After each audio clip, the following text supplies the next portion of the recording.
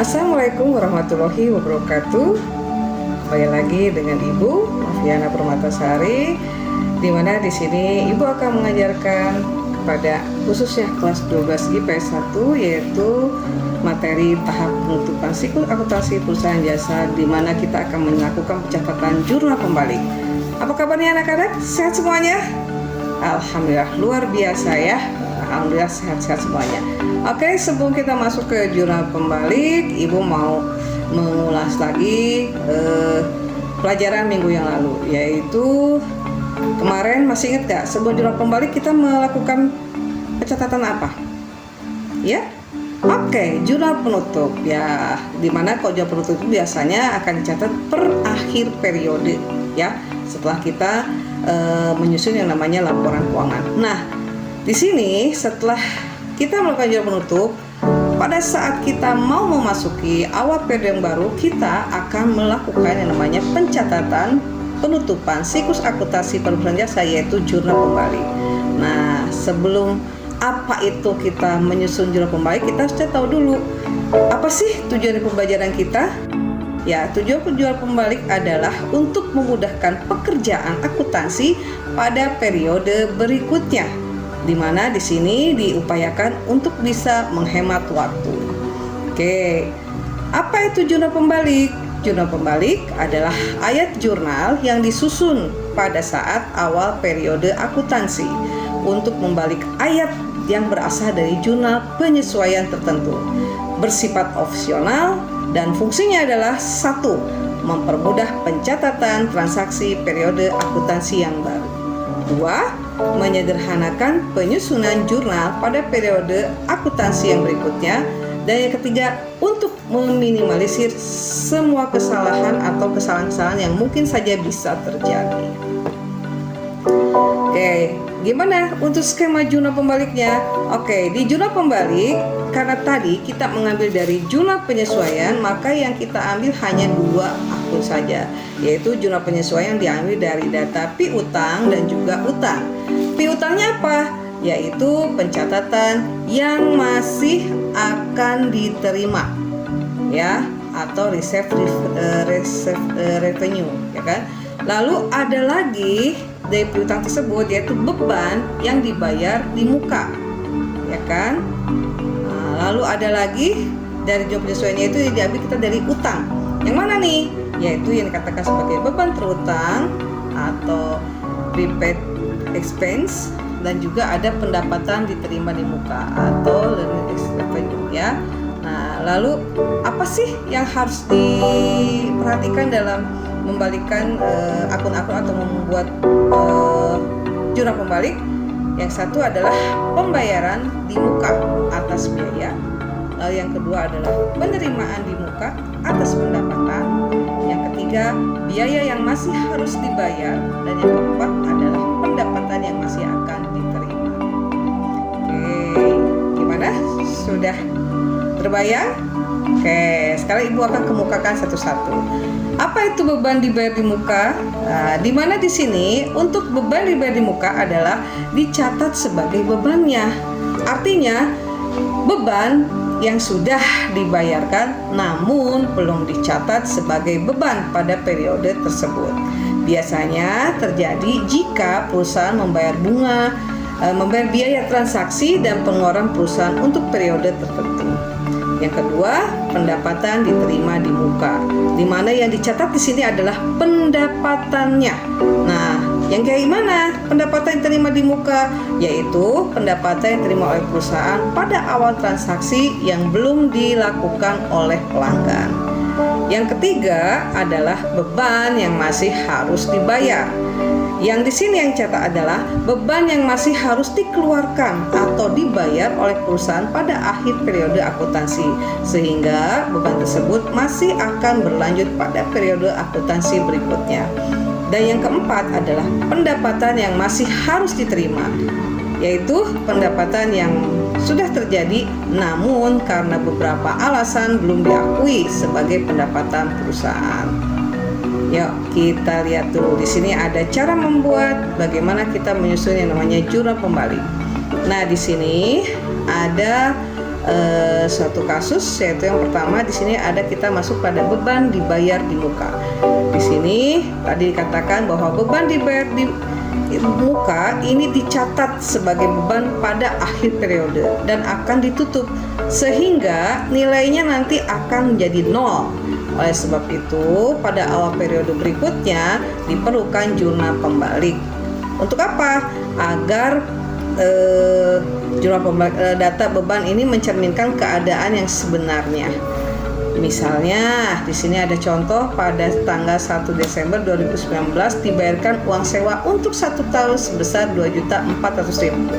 Nah, jika dicatat pada jurnal pada tanggal transaksi pada tanggal 1 Desember, yaitu bahwa keterangannya jurnal itu adalah beban sewa di debit 2.400.000 dan kasnya di kredit 2.400.000.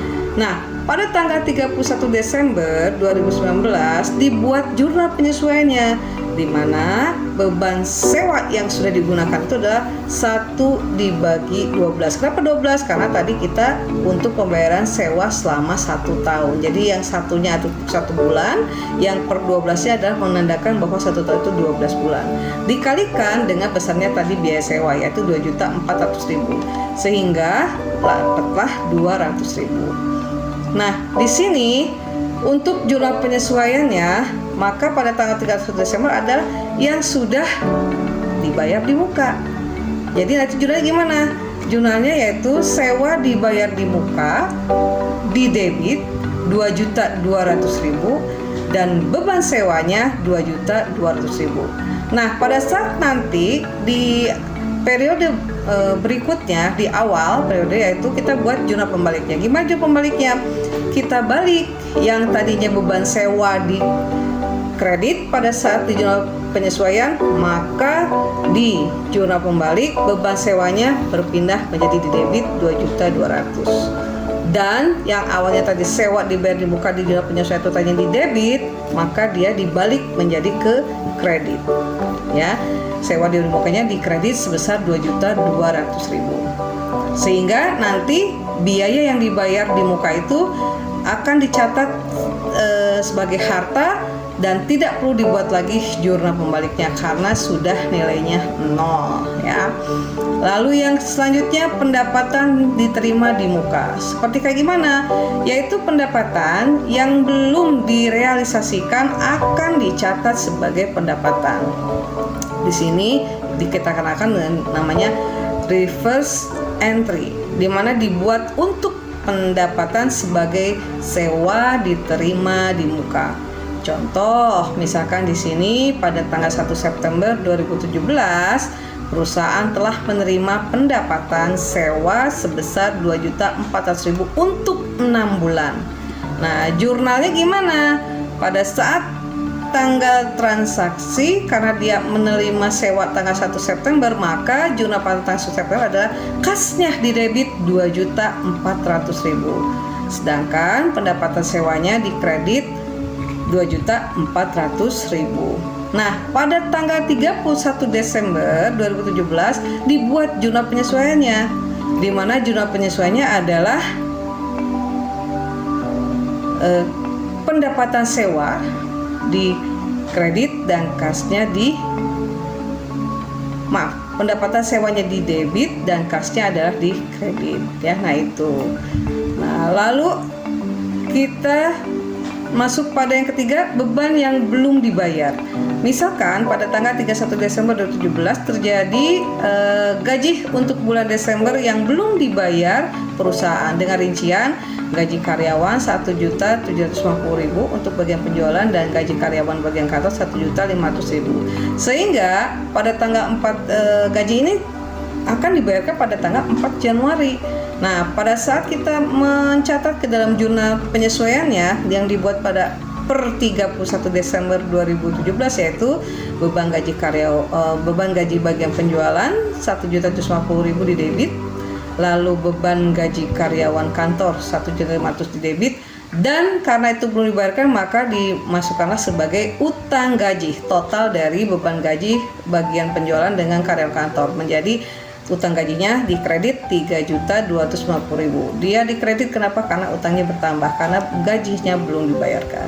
Nah, pada saat di awal periode kita membuat jurnal pembaliknya. Jadi gimana? Kita balik yang tadinya utang gaji pada saat di tanggal 1 Januari nanti, utang gaji yang tadinya jurnal penyelesaian itu dikredit pindah menjadi didebit 3.250.000, dan gaji karyawan bagian penjualan dengan gaji karyawan kantor dua-duanya kita taruh di kredit sebesar masing-masing bagian penjualan 1.750.000 dan karyawan kantor sebesar 1.500.000.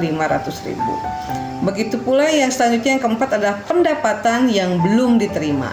Misalkan pada tanggal 1 Mei dan 1 November perusahaan menerima bunga sebesar 600.000. Nah, pada saat penyesuaian di sini maka jurnalnya adalah piutang bunga di debit dan pendapatan bunga di kredit.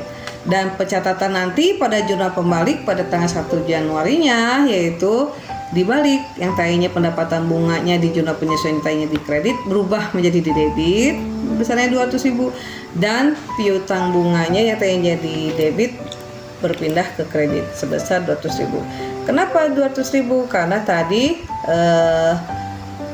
kita dimulai dari tanggal 1 November tadi. Jadi yang kita tulis di jurnal pembalik adalah yang sudah diterimanya piutangnya. Oke? Gimana? Kita akan beraksi anak-anak ya? Ya, cukup sekian pemaparan dari Ibu. Semoga kamu bisa mendapatkan ilmu yang bermanfaat dari apa yang sudah Ibu sampaikan. Terima kasih, semoga beruntung dan semoga sehat selalu. Wassalamualaikum warahmatullahi wabarakatuh.